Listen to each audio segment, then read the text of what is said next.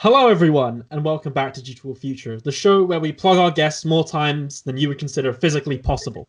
And getting straight into this, so that I can plug my guest, I have with me William Kedjanyi. William, hello. Hello, how are you? I'm fantastic, thank you. How are you? I'm very good, thank you. Keeping very busy, but in the light of everything, actually quite well. So pleased with everything. Oh, no problem at all. So, William here is the elections, politics, and policy analyst for Star Sports Betting. And I think that the most obvious way to introduce this is simply to ask the question, William, what is the job of election, politics, and policy analyst for Star Sports Betting? Okay, so I have a very weird and wonderful and challenging job, which is basically being the main analyst of everything that has to do with political betting for Star Sports. So obviously, you can bet on pretty much anything now. Political betting has really taken off in recent years, but actually has a history that goes back well into the 60s. In fact, if anything, even further back than that. What I would do is I would have basically given a general guide on pretty much every market that we have on politics.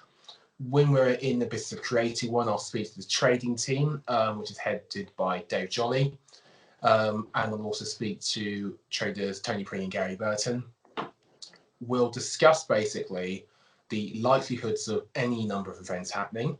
These tend to be elections, and I am an election analyst for the team, but also in general, we would have markets on politics as well. So if there's a cabinet reshuffle, which we did have, we had odds on that.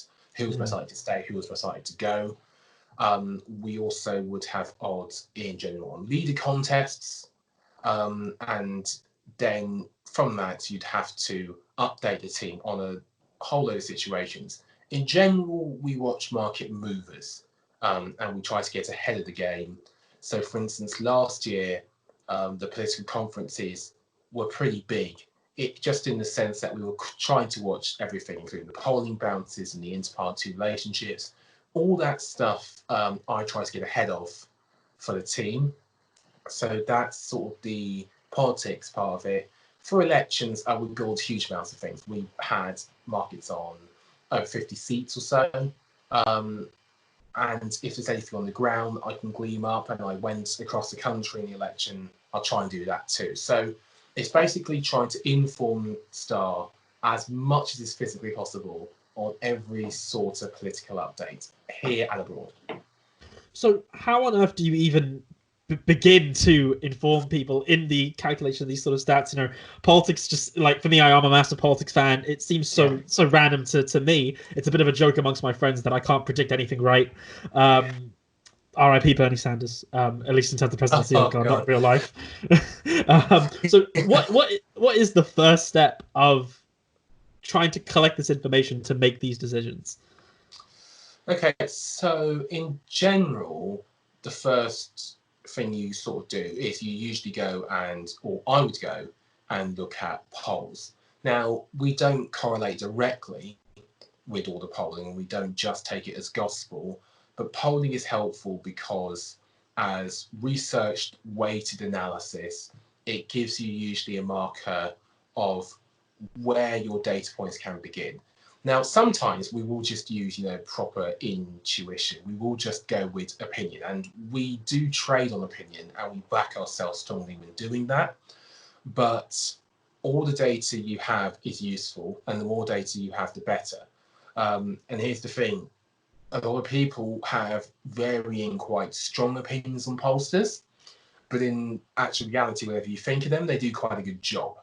So they're helpful.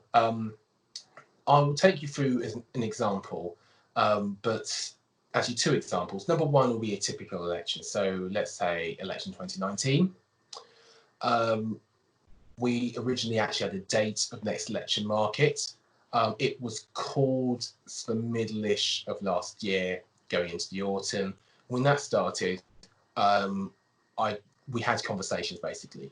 We'd had a market on the next election, which we presume was coming quite soon, for the most seats and the majority outcome. That's pre-existed and establishing. It roughly correlated with what pollsters were telling us, but not just one. We tried to take an average. The idea of taking an average, or the pollsters' mean, is basically that you can allow for various weaknesses in whatever each company does. If they're all BOB approved, it's just removing the margin of error. Then you have certain factors that we think might come into play.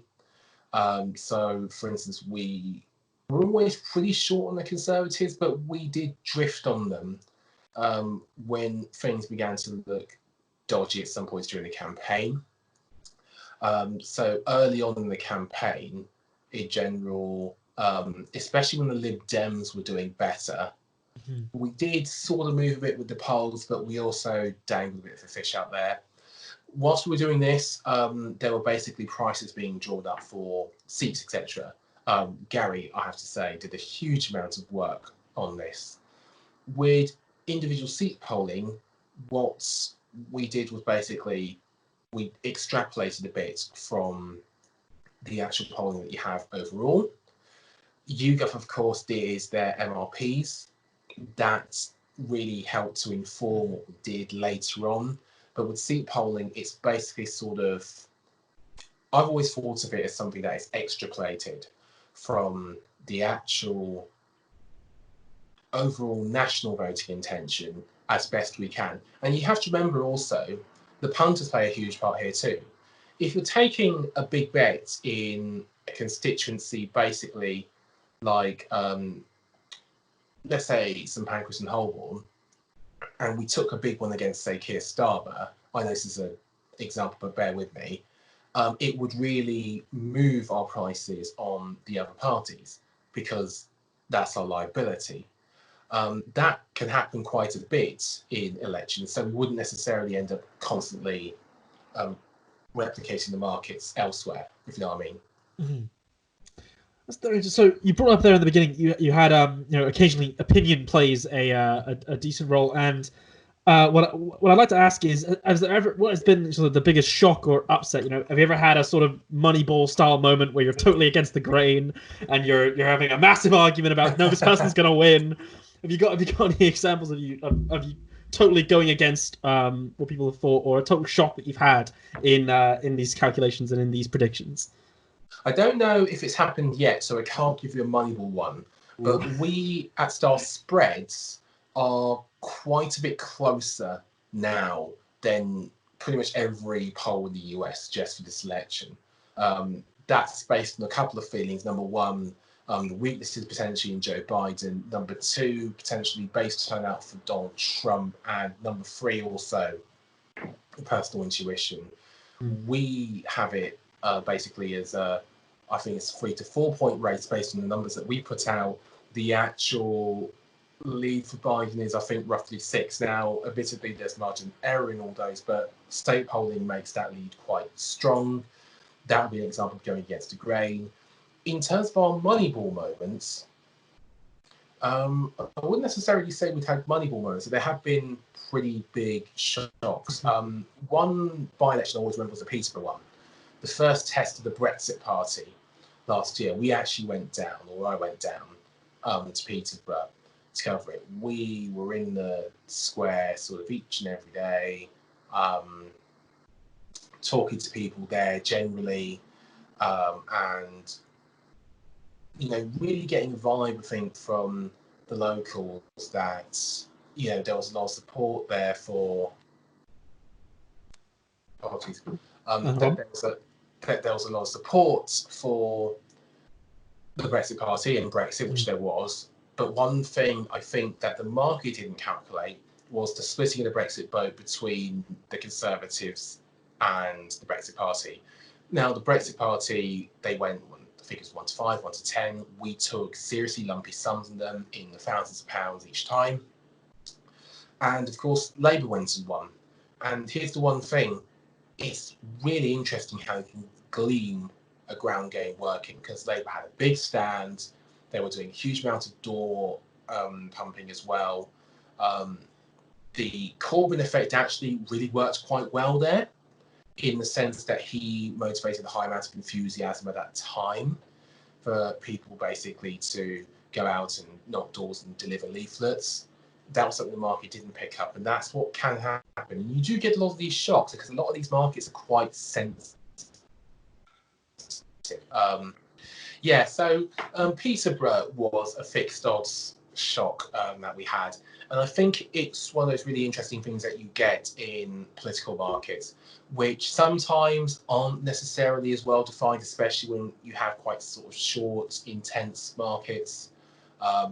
By-elections, for example, which you've had, usually by-elections tend to be won actually by the favourites. But this was not the case in Peterborough, and it was really interesting, the sort of difference between the ground game, because Labour actually, when I asked them on the last day, were quietly confident that they'd done okay. Turns out actually that they'd split the vote perfectly. And then, of course, you have sort of differences of opinion, not only with sort of big bettors, because that sometimes just happens. We take really, really big amounts of money. That sometimes means that a sort of Moneyball style shock for us is what is relatively normal by the standards of the other market. Every bookmaker will be different. I say the shocks I'd seen were Peterborough, in terms of something that I actually witnessed happen properly. I'd say also a position we are taking against general convention now is probably on the spreads. Definitely, I think the way we look at the US election, which at the moment, and we are 6 months out, polling has as a contest Biden is in control of. So one concept that gets talked about quite a lot in politics recently has been, the idea of a silent majority. The people who wouldn't publicly, for example, vote, say they supported the Tory party, but as soon as they get in the booth, they'll cross the name by the blue flower or the tree or whatever the hell it is. Is this sort of an issue which you've found in your information gathering and your calculations, or is this not really a concept which has been, I guess, influencing the betting process or the prediction process? I think there is a majority. I just don't think they're silent anymore. I don't think they've been silent for, at least the best part of half a decade.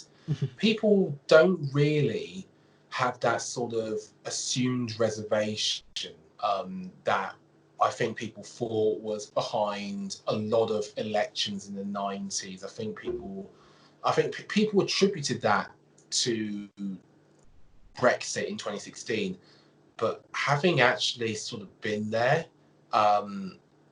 as everybody watching this will have been, I really don't agree with that. I think people, if anything now, are much more vocal on pretty much any issue you could care to name than they are either 10 or definitely 20 years ago.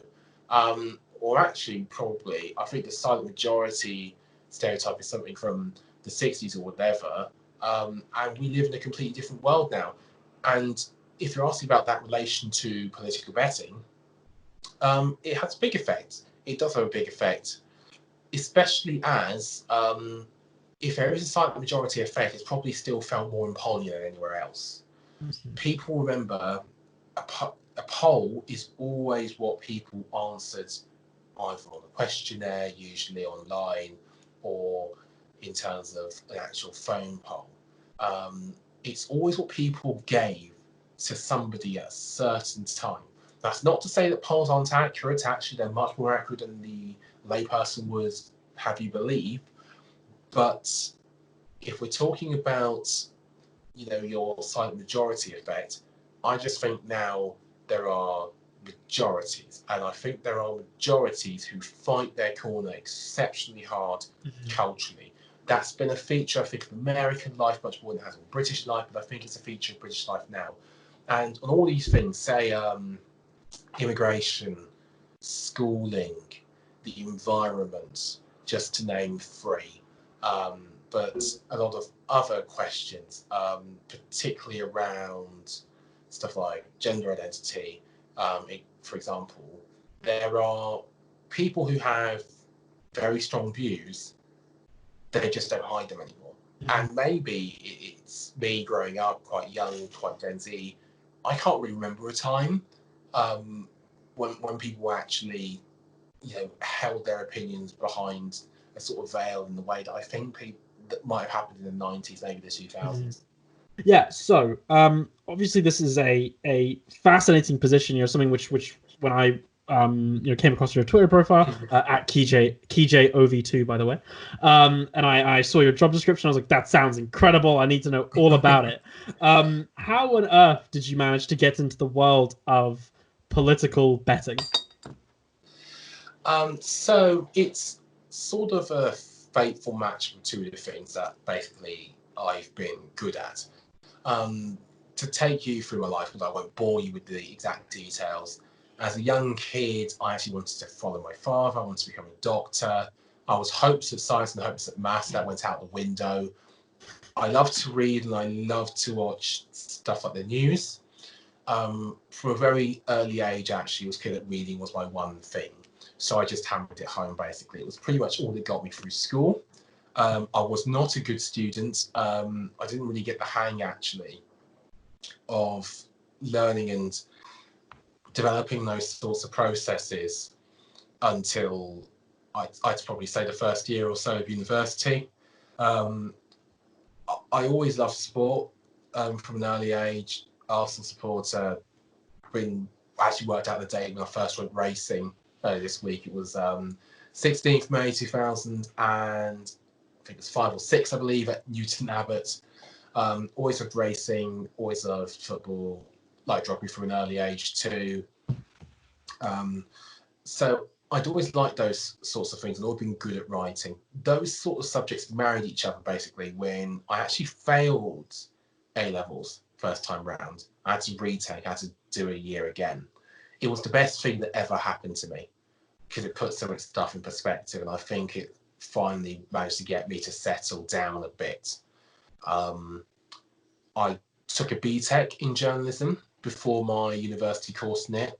Um, I thought BTEC actually was a really helpful, practical way of learning. That was when I learned sort of most of my basic elements and skills and stuff. I was taught brilliantly by somebody I've got to give a shout out to, Tom McIntosh, who's a fantastic freelance writer. So I began to learn how to write and craft journalistic stories, how to design, etc. All this time I was actually having a sporting blog. So if we fast forward a bit, at university, I'm earning money for writing on racing, basically. And I'm also on what people might likely call racing Twitter. In the early days of Twitter, when I think the website was generally much nicer for people, you had these wonderful niche subgroups growing. So people were finding other people who they could actually speak to openly about stuff. And the website was really growing, and there wasn't necessarily the polarization, I think, that you had elsewhere in society. It was through that actually that I began to follow a couple of bookmakers and such, mainly because I actually am a big consumer of content, which is probably why I created so much.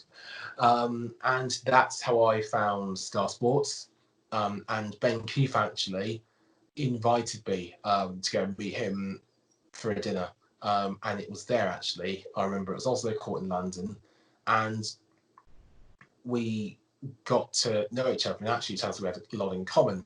And I was actually given a bit of a gig writing. I was basically given a bit of a gig writing for Star, their content website, which is what I do now, and is still a big part of my job.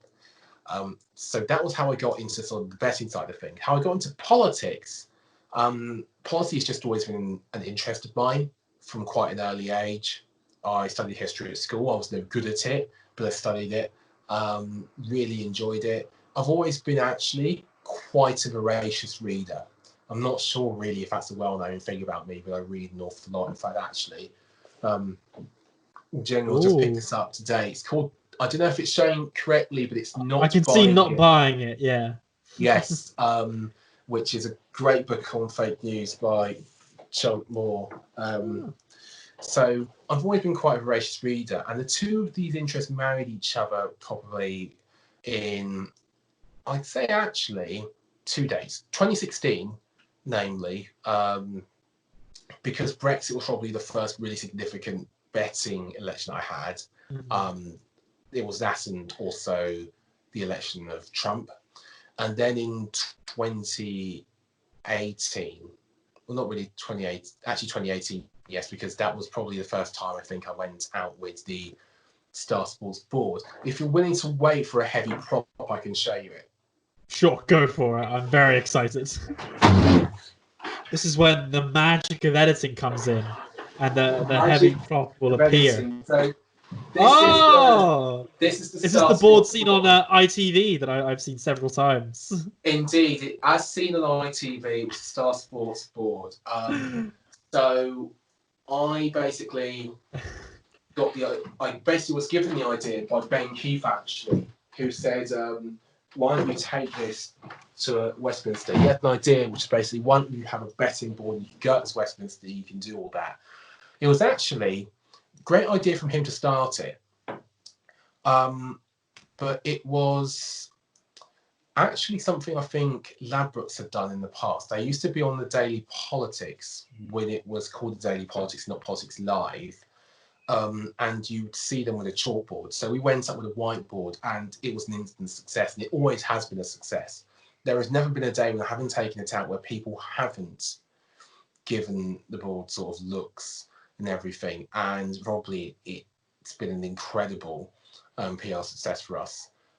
I went up to Westminster one time, I got photographed for Getty Images, I probably had to stop about 50 to 60 people in the space of 2 hours, and from then on just went just like that. It just took off, and afterwards I think people began to know it. We put the videos up on Twitter. It was interesting because for somebody actually who prides himself on a lot of what they do journalistically, it was really rustic, and I'm a terrible handwriter. I'm a terrible handwriter. But yeah, people took onto it and it really grew, and we started to create more political markets off of that. We started to do more things. We started to be more inventive, more aggressive, and in general, actually, it's now probably one of the staples of our website. So absolutely delighted with that. I think part of like the amazing success of it, and when I first saw it, I got very excited. I was like, oh, this is so cool. I think part of it is because for like politics people, it's quite a nerdy hobby. It's quite it's one of those things where people, they don't see it as particularly cool. Where like you see it in a betting board, you're like, oh, it's like sports, that thing I was never good at school, and it really does become an exciting thing. And I definitely enjoyed it. I've been checking out a lot of your content, obviously on the Star Sports website. You have articles, videos, interviews, a massive variety in content. And what I'd like to ask is, this diversity in the stuff that you make something which you valued in your work? The sort of ability to create such a variety of content. Yeah, it is. I love the freedom we have, and it's interesting because I was talking to Ben today. Ben Keith is the owner of Star Sports, and he literally said, I want people to be able to do stuff off their own back. I want them to be able to go for it. And that is our big advantage. It's that we can take those shots. And I know this is a bit corny, but I'm sure you're familiar with the US office quotes. You miss 100% of the shots you don't take, from Michael Scott himself. And you do. And we've never missed a shot for not taking it. Not everything works, but that is literally key in every part of life and every profession. So the way that we do things really works. Listen, we've been hit quite hard by the fact that what used to be our staple, sports, has been completely taken away, mostly. But we've been really resilient, and I have to thank, actually, on this note, I have to thank David Stewart, who is sort of the man who basically runs our website, and he's been brilliant in creating lots of bits of videos. And it's a challenging part of the job, but I started in September full time last year. There's been no quiet period for me. I was into the thick of Brexit, and then we had an election, and then I came back and we started focusing on the US stuff, and then of course the world turned upside down. Sometimes it's just how things go, and we keep pushing. But I couldn't be doing it with a better team behind me. One thing you brought up earlier was the use of sort of opinions and intuitions in your work and in your calculations. And sorry, have you ever had sort of a moment when there's been that sort of conflict between the datas and the polls and stuff you've used and the intuitions of yourself and the team around you? Have there ever been a large internal or shared conflict between these two concepts? And if so, which one would win out? All the time, I've got to be honest with you, I wasn't necessarily believing that the Conservatives would win the election by as far as they did. Same I here. thought there were, I thought, and it wasn't anything to do with sort of even biases or echo chambers. I just genuinely thought that Johnson had an awful lot of flaws. The mistake I made at the beginning, and the markets rectified themselves, and I think it's just something that the team necessarily weren't quite on board with. So we did have those constructive conversations. Was on, in general, how much will people actually trust this person who has a huge backlog of things that could be used to pin him down? Turns out actually that I read the election wrong from that standpoint, and that people had more misgivings about his opponent in general. That was something that we had disagreements on. And in the end, they filtered out. I also had quite strong disagreements actually on who'd be the vice presidential pick for the US election. I thought that I thought really actually it was, but somebody who I thought actually that Biden was quite vulnerable. I didn't necessarily put him out the race, but I got to be honest with you, there were large points where I thought the campaign had come to a stop with that momentum. And yet here we are. That sort of thing will happen. And I've got a good team, so it's not always as damaging as it might be if it was just me solely going against the world. But again, it's an art informed by science, what I do. It's a very good way of putting it. Yeah, in the same way, not every single poll is going to get every single election exactly right to the last vote. I'm not going to get every single call I make right, but it works because we have wider aims than just getting stuff right, and also we have a very good team who aren't afraid to take shots, aren't afraid to take stances, but also who aren't afraid to take a step back and really reconsider things. So there have been moments when I've agreed and disagreed with, in general, the stance that we've taken or whatever. Sometimes they've been right, sometimes I feel I've been right. I remember an early story actually, one of the hardest hits I took was on the media market. And originally it was the next Daily Mail editor. I remember I was really excited. I said, let's go get this up, get this up, get lots of attention, lots of PR on it. We went 5-1 Geordie Greig, the same Geordie Greig who was the editor of the Mail on Sunday, who had been mentioned, who was going around the Westminster circles like wildfire. I got hit for 4 figures, at least, on that. It's not nice when it happens, but actually I learned a lot from it. And again, everybody was very good about it. So there we are. How important is the, I guess, discussion and debate stage of the process for creating these predictions? How important is it to have the I guess friendly conflict in ideas when you are formulating these predictions? Incredibly important, because there are lots of stuff that they will know that I won't, and there's lots of stuff I'd hope to think vice versa.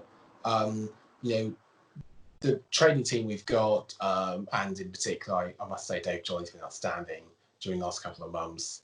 I've spoken about Gary Burton and Tony Pring. Also, Rory Fleming actually did a tremendous job this week on our World Cup of Journalism market. Again, which is just something we're doing off the back of the competition on Twitter. That was my next question. The foreshadowing. We'll talk about that then. But in all seriousness, it's important you have those opposing opinions, because this is a game of opinions. The markets move mainly in line with what people actually bet on. Originally, a market might broadly reflect the views of me or the views of us as a team.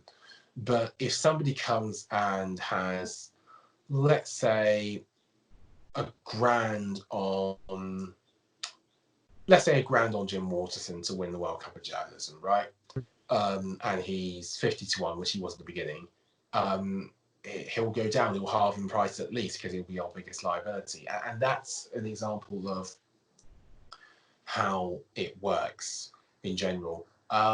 It's important that we do talk to each other, not only to get balance the markets right, but also to take a competitive stance. And again, these traders are excellent, really, really, really sharp, smart people. So I feel confident with whatever we put out, even at the early stages, which is important, by the way, because slashing the odds out there is a big part of what we do, what I do. Because generally we've had those conversations, we've had the internal stuff, and I think that's important. So on the Journalist World Cup, Yeah. the Twitter account's bio, 64 journalists, only one winner. I casted my vote for Lewis Goodall today. Big fan. What is the Journalist World Cup, and how successful is it in replacing the hole that sport has left for betting so far?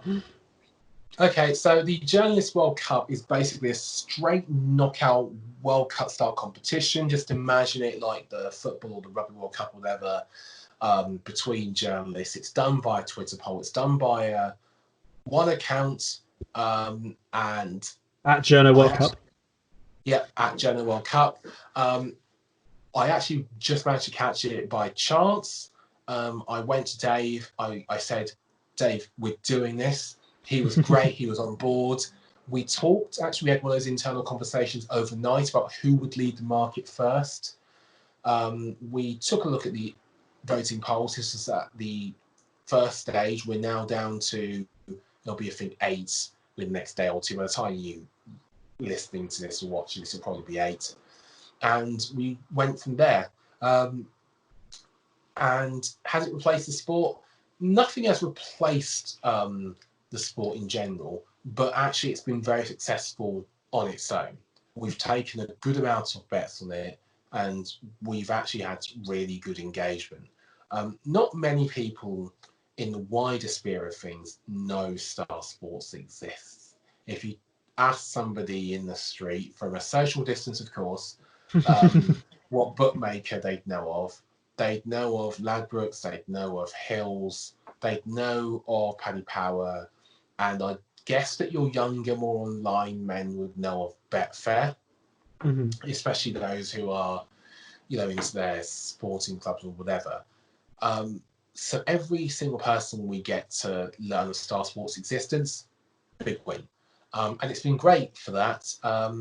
And I like doing that sort of thing. I think it's, whether we're in lockdown or not, I think it's the sort of thing we should do.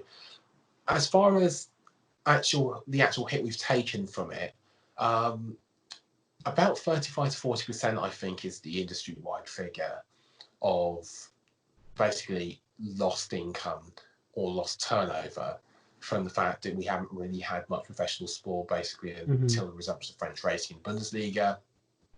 It's a quieter type of politics, but that's because we're in between. I mean, we're just after an election, so every single market now is a pretty long-term one. The next election, assuming all goes well, which is not a statement I should say in this year, but assuming things we'll run clip as normal, that and save it for. I know.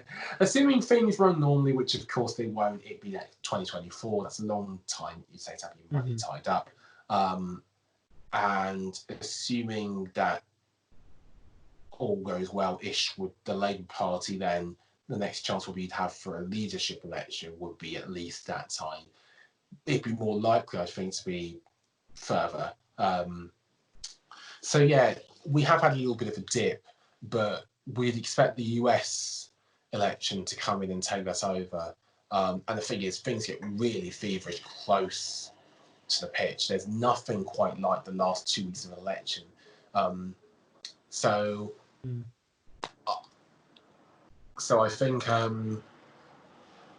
I think in general, our World Cup markets from Twitter have been really, really good. They're doing well on their own backs. They will be doing fine even if we were in the peak election period, and that's something great to know. Mhm. When I saw it, I thought it was an amazing idea. You know, the Due for Future channel supports its guests, so immediately cast my vote for Lewis Goodall, and I hope he goes all the way.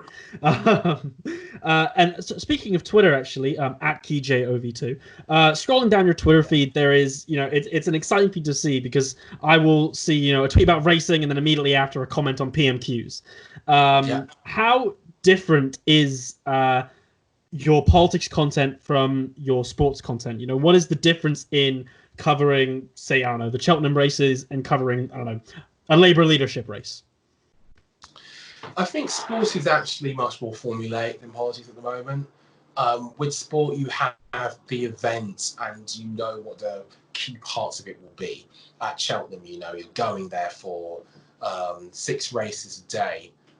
There is a narrative ready interwoven through the whole jump season.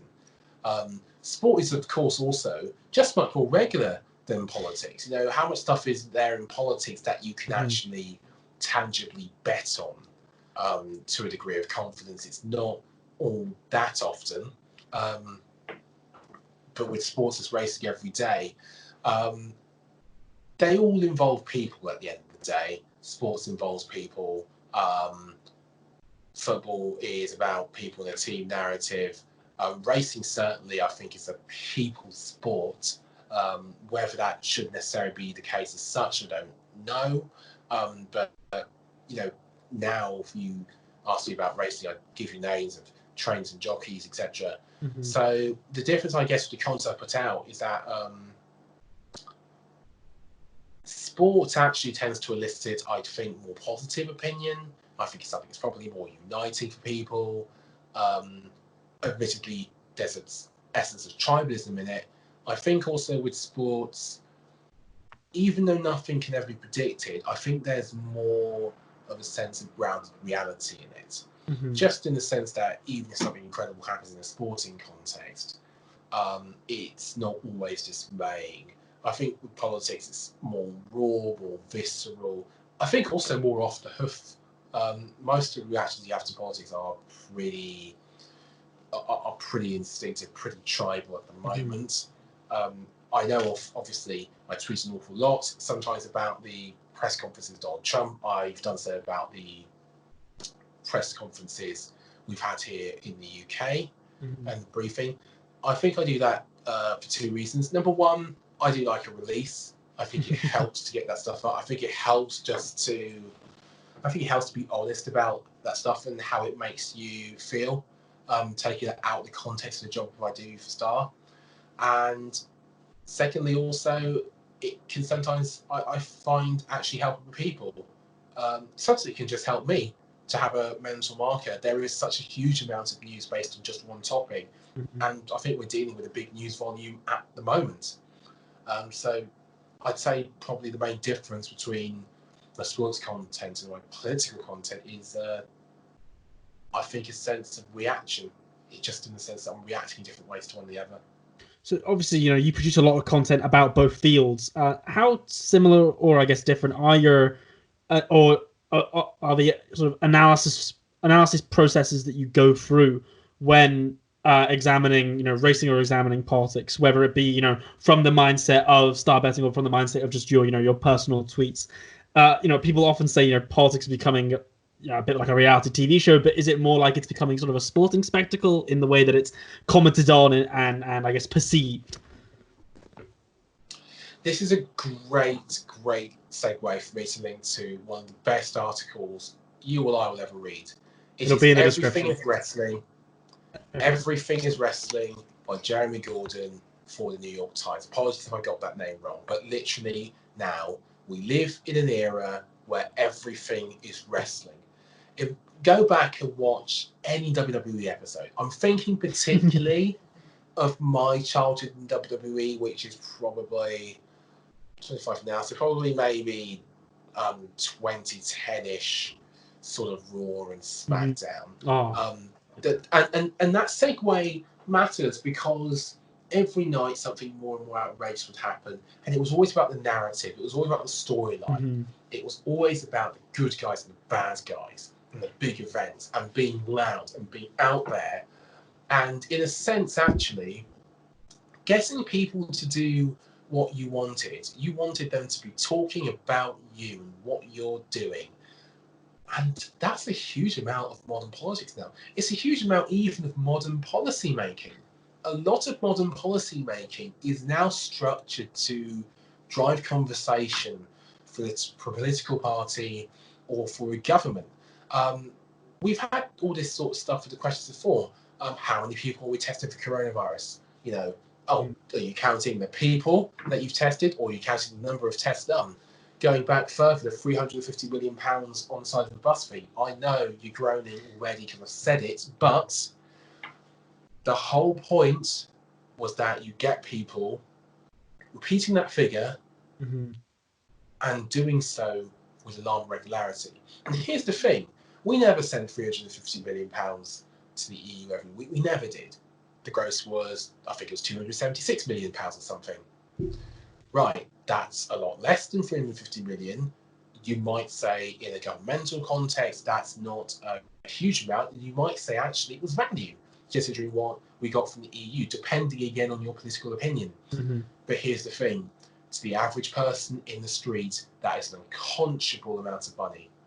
Once you have people out there repeating that and then saying, oh, the actual answer is this, people still thought that's enough money to buy a hospital every 3 days. That's enough money for me to put Eton in my backyard and make my house out of solid gold. You know, all that sort of stuff. So yeah, I think we absolutely live in an age where our politics is that basically of not stage managed entertainment, but definitely of sports entertainment. And you see that in the culture wars as well. People are grandstanding an awful lot, and they know now it translates into votes. It's a vote winner. It's proven as an electoral policy, and actually it's quite important, I'd say, for people who bet politically to understand that. I think most do, actually. You know, on the point of everything being wrestling, I think when The Rock inevitably becomes president, that's going to become even more confusing. Yes. And honestly, a general point here, I don't know if I'm the only person who holds this opinion. I wager not. I think literally anybody can run for any political office now. I genuinely think that Trump winning the presidency was a watershed in the sense that there is now no political candidate too outlandish for anything. People talked about Kanye West and Michelle Obama and Beyonce running for president as a joke. Now all you have to do is ask yourself, is that any stranger than one or potentially two terms of the guy who was famous for The Apprentice, literally running one of the world's largest countries? And it's not. And some people have already moved from TV comedy to be president. Some people already have done that. Reagan was an actor. Yeah. Al Franken as well. Al Franken, comedian. Reagan was an actor. Admittedly, he had governmental experience. He was the governor of California. I think down the line, you are going to get much more outlandish candidates as president of the United States because the bar's been completely smashed. You won't see it this year necessarily. I don't know if you'll see it in 2024, but before the end of the decade, I wouldn't want to be laying too big a price that we'd had another person who you'd know mainly from celebrity as being president. Is this something that you see yourself struggling in this position in the future, where whether it be things like the sort of fake news issues of like the 350 million out of the bus, and also these sort of outlandish, absurdist worlds, but also quite real and grounded worlds where The Rock becomes president? Is this something that you could see yourself struggling with in the line of work of trying to ground these this crazy world into a betting and statistical format? I think it could become difficult if you get a multiple number of particularly outlandish candidates in one election. But otherwise, I'd say I think that, listen, we got a top team and I'd be happy to go into war with them in any election. I think what could be more interesting / more difficult, and we've already seen this actually with the Democratic nomination, is if you have multiple numbers of politicians versus multiple numbers of celebrities, or even one really popular celebrity, and you're trying to match that against polls which can't really pick that up at the beginning of an election. It happened with Trump, who polled actually quite strongly through much of his Republican run to be president, but who initially wasn't taken that seriously. And I could easily see a situation in the future where you're having to weigh up popular cult figures on one hand versus established politicians on the other without very much raw data. And political bettors can make a killing in that situation. They really can. So, this whole podcast has been about sports and politics, and I think how integral have these two things been in your life, in your development as a journalist and a creator of many different forms? How intertwined have sports and politics been? I think in the last 2 years, more so than anything, because they both have the same element of tribalism. Mm-hmm. I think tribalism is going to define basically our lifetimes. I think my lifetime has already been defined by it. In maybe 5 years, maybe, I've gone through events that were as seismic, probably, I think, sorry to say, as anything happened in the 60s and the 70s and 80s, Mm-hmm. but pretty much. Obviously, we're living in strange and scary times, and my heart goes out to everybody who suffered with it. But to bring it into perspective, the election of Trump, and if not that, certainly I think Brexit, are two completely hugely seismic events that also, I think, changed the operations of modern politics and also modern government.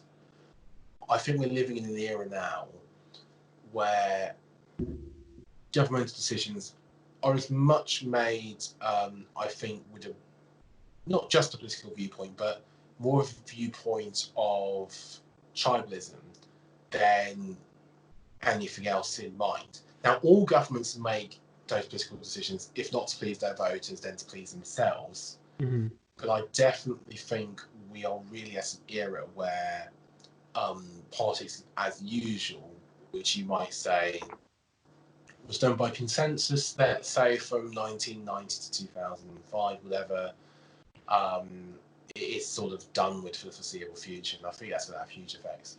Mm-hmm. I think it's a concept that's been around for a while. I think it was like in the early 2000s when the idea of like the CNN effect was being brought about, where I can't remember which American foreign policy person it was, someone I probably hate, said that CNN is now a major like player in international politics. Is this something which in your work and in your analysis that you have to take into account, which is a sort of almost like a wag the dog style situation where it's not just what government is doing or what politicians are saying, it's how it's being perceived or how it's being portrayed or how the media is affecting the government and then how the government is affecting the media, vice versa? Yeah, absolutely. 3 things: Twitter, Facebook, and YouTube, all for different reasons. So basically, social media. Twitter, because it's now become a narrative battleground for people who hold power in what you might call the older industries, or basically sort of the old groups of politics, basically technocrats, right? So, for instance, today there have been 3 or 4 exchanges between David Frost, the UK's lead Brexit negotiator, and Michel Barnier, who is, I think, still doing that for the European Union. Just the sort of stuff that wouldn't be disseminated that way, even maybe 5 years ago. And I think that changes things because the narrative now reacts much quicker in real time. In fact, actually, when Boris Johnson went into intensive care, I first learned of it through the tweets of Laura Coonsey, the BBC's political editor. That news is generally now broken on Twitter even before you can get it out on the broadcast platform, and during an election has it does have effects. And yes, also for my job. Facebook, I think, because if there is a silent majority, and these people are certainly not silent, there's this whole enclave of massively high turnout voters on Facebook, many of whom are, I think, only really learning to use social media through that platform. Many of whom are in echo chambers that you can't really penetrate. With Twitter, you can track hashtags, you can track account activity, you can track an awful lot of things, basically, unless your account is locked. But on Facebook, that is not the case. And we talk about Facebook and privacy, but that really is the relationship between the data that we give to certain websites to make, your farming game app work, or to be able to link your Facebook to sign up to another website. Unless we can get into the groups or even the pages, Facebook, I think, is probably harder to track than Twitter. And I think if there's a silent majority effect, it comes from a lot of people, basically, who are in hardened echo chambers that can still reach a large amount of people who wouldn't necessarily engage. Again, Leave was good on Facebook. Trump was good on Facebook. The Conservatives, I don't know that they were so good on Facebook, but Facebook definitely had enclaves of cultural conservatives who forwarded each other messages and amplified them in the run-up to the election. And as for YouTube, I think you have much that same effect, but in the terms of the algorithm being so powerfully radical, because I'm not an internet expert, so I'm not going to claim to have the authority of this stuff. Just by the way, on this sort of material, I read Mariana Spring from the BBC. I read Sarah Manavis from the New Statesman. I read Penny Andrews, who's a fantastic writer, phenomenally good at what we call fandom, which is a big part of this. And I also will read Jim Watson, The Guardian, for media trends that link close to this sort of stuff. But if there is an algorithm, I think that I'd say is the most powerful, I'd say it's YouTube, just in the sense that it creates not only an echo chamber, I think, but an echo tunnel, in the sense that all you need to do is to click and watch one video, and you will constantly be bombarded with other videos. And the binge watch TV effect, which is very much a thing, is replicated, I think, doubly so on YouTube, when usually the videos are shorter, usually they're easier and more accessible. It's easier to do it, I think, than to burn through a series of Killing Eve for normal people or something like that. So, William, tell me about journalism. I've been reading a lot of your writing, and I've been massively enjoying it. What would you say are the main tenets of your style and the main things you've had to learn and develop when in your journalism career? I'm always learning with journalism. You'll never get everything exactly right. And I've been lucky to work with really good editors. I've already said Tor McIntosh earlier on at Exeter College.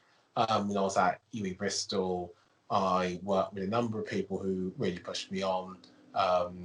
One of them is now a teacher. Her name is Amy Wiley. She was really good in video editing. There was also Ollie Evans and Ollie Bishop, who taught me an awful lot, I think, about website design, etc.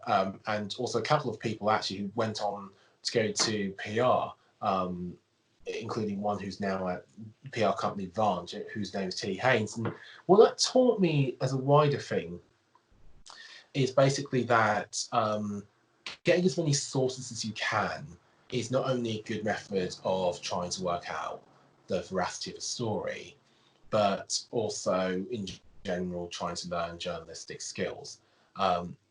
So I learned an awful lot at UWE, basically because there are a lot of people who are good at really different things. I think also probably that's where my love with audio came in, and I began to learn that as well. In terms of my journalistic style, I've used a bit of everything in general. Gonzo journalism has been sort of the go-to mainstay because it worked for what I was doing at the time. It still does. We can record and do longer conversations in a context of Star, but in reality, the really, really successful stuff was short, sharp Twitter videos that were basically reactive and put people as much as they could in the moment. So I really enjoyed that, and that was something I sort of learned off the hoof. Although the interesting thing is, you can make anything as professional as you want. You just have to apply technique to it. And it's interesting now. I think, lots of people film stuff with their phone, but there are entire handbooks on mobile journalism. I also, in general, just learn from talking to really good people. Again, at university, I was very lucky to be taught by Myra Evans, who had a lot of experience working for local journalism. She'd done work for ITV in the past, and that was really important because it teaches you not only how to build the essential building blocks of communications, but it teaches you a lot about editing, it teaches you a lot about really making the information you have go further.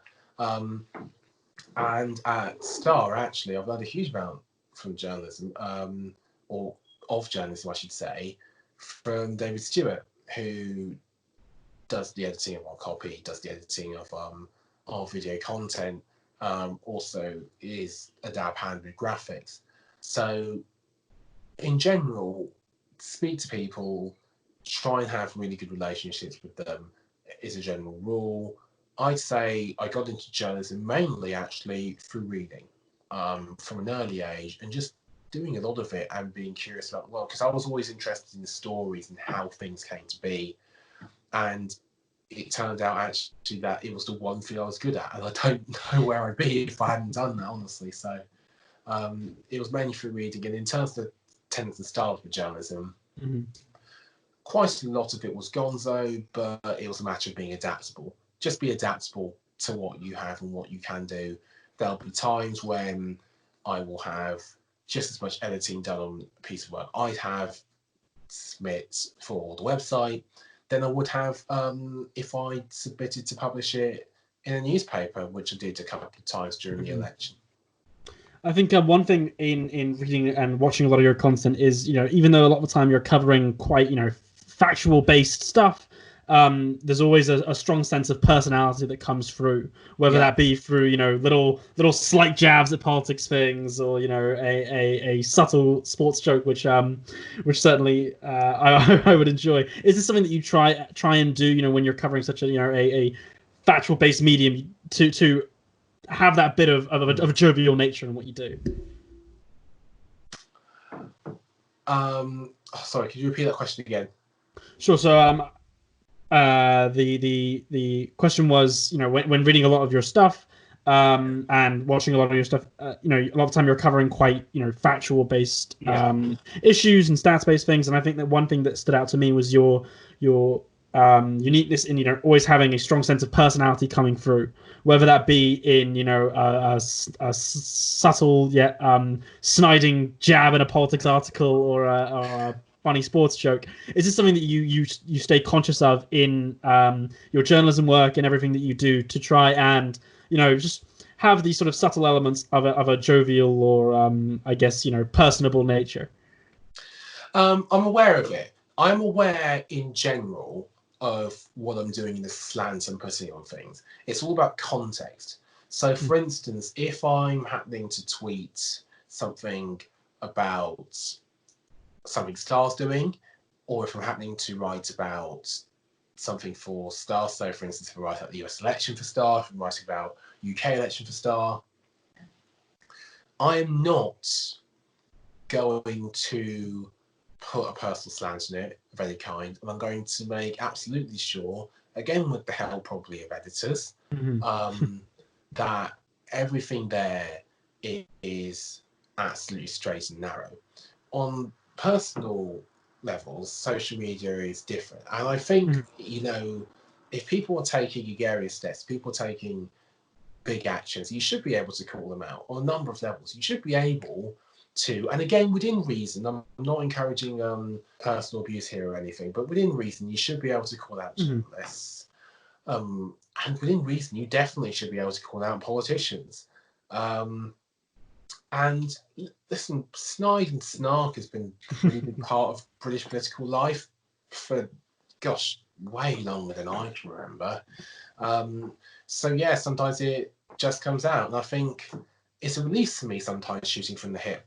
My boss calls it serving up. He says I'm a great server upper, and sometimes that's needed for a release. But generally speaking, I'm aware sort of the content I'm putting out, and I'll always try to make sure there's a clear gap between the personal stuff and the work stuff. Well, it's something that I personally found extremely entertaining in seeing everything that you do.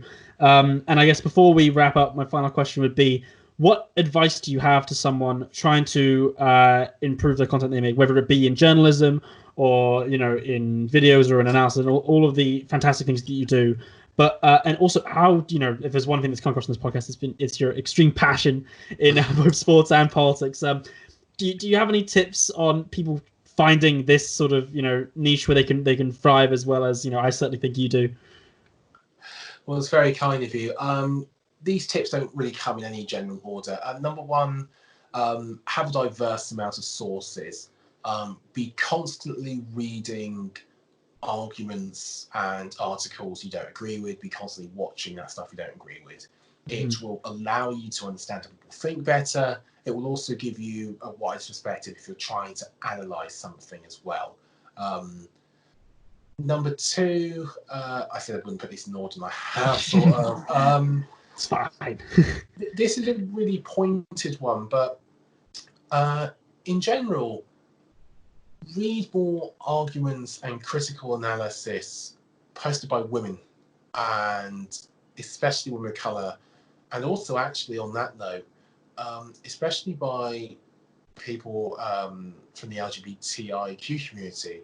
A lot of people might go and turn their nose up in that and say I'm trying to tick a box, but I'm not actually. These arguments tend to be consistently ignored and underrated, despite having a huge amount of merit. And at the end of the day, it's all about learning for something to advance yourself. And you'd be surprised about how many great women in journalism who are pretty consistently sidelined and ignored. And actually, I'd extend that to history as well, which is very good for culturally understanding the arguments of today. And certainly, I found that to be the case, having been taught by women lecturers pretty much all my life, and especially right up until actually I got my job at Star. I'd say also another point is, don't be afraid to fail at something early and then keep persisting, and don't be afraid to learn a really difficult skill and admit that you need help doing it. One of the things I always regret most from my time at university was not learning more about video editing, not editing video as much as I did audio. I got into audio really easily. I loved it. I loved everything about it. And I was constantly creating podcasts. I was constantly editing them, constantly being part of them, and I loved it. I didn't ever do nearly as much with video, and not nearly as much actually with web content either. And I think if you want to make an impact in journalism now, I think those things are just a given. But you will struggle with that sort of stuff early on. Don't be afraid of the fact you're struggling with it. Don't feel that you have to learn stuff really, really easily due to, you know, what others are doing, or due to the fact there might be pressure on you. Take time basically to learn something and learn something right, and you'll find actually that over a longer period of time, you will definitely get a bonus and a boost out of it. And if there's one thing I wish I had done differently, it's just I wish I'd spent more time editing video as well. Other general tips, networking is really important. And the one thing here is be friendly. Lots of people will agree with you, lots of people won't. But the one way I think you'll get further than anywhere else is to be friendly, and also be respectful of people's experiences. I think, a lot of people do their networking via the internet. A lot of people don't have a great time on the internet. I've got it relatively lucky, as in I'm a man in a pretty, I'd say, two pretty male-dominated industries at this point in time. Journalism, I'd probably say that of betting too. But some of my greatest breaks have come from women again, and I know a lot of people from many different communities. You glean real insight actually by taking the time to speak to people in those communities. I think also in general, it's pretty easy for me to go on Twitter and go out and give and take it. That's not the case for everybody else. Some people are really, really affected by what they see online. Mm-hmm. So I guess what I'm saying is, if you really want to go and push further, remember that being kind can be just as effective as any other style of networking. Right then, brilliant. Thank you so much for coming on. No worries. Thank you very much. This has been fantastic. I think you can tell how much we've enjoyed it by the fact that it is now dark outside. It is. I apologise because I should have turned lights on for continuity between shots. So apologies to all those who are viewing this. It's totally fine. I like having the progression, Yeah. But everyone should follow you on Twitter at KJOV2 as well. That'll be in the description. And also, please follow at Star Sports, capital S for Star and Sports _bet. And we've got lots of really interesting stuff, not all of it just betting related, on at starsportsbet.co.uk. So just go to starsportsbet.co.uk. Lots of really interesting things there. If you wanted to learn more about betting, if you wanted to learn even more about politics, I'm happy to give out a few articles. And yeah, really, really enjoyed it. Thank you so much. The links for all of these will be in the description for the website, for your Twitter and everything. Also, there's going to be a link for the British Podcast Awards, because it'd be pretty funny to vote for me. Why not? Huh? Why not? It'd be kind of funny, I guess. Anyway. Vote for him. Thank you. That I'm going to delete the whole podcast. That's just going to be the clip. Just vote for me. Right. Thank you so much for coming on. Thanks, everyone, for listening.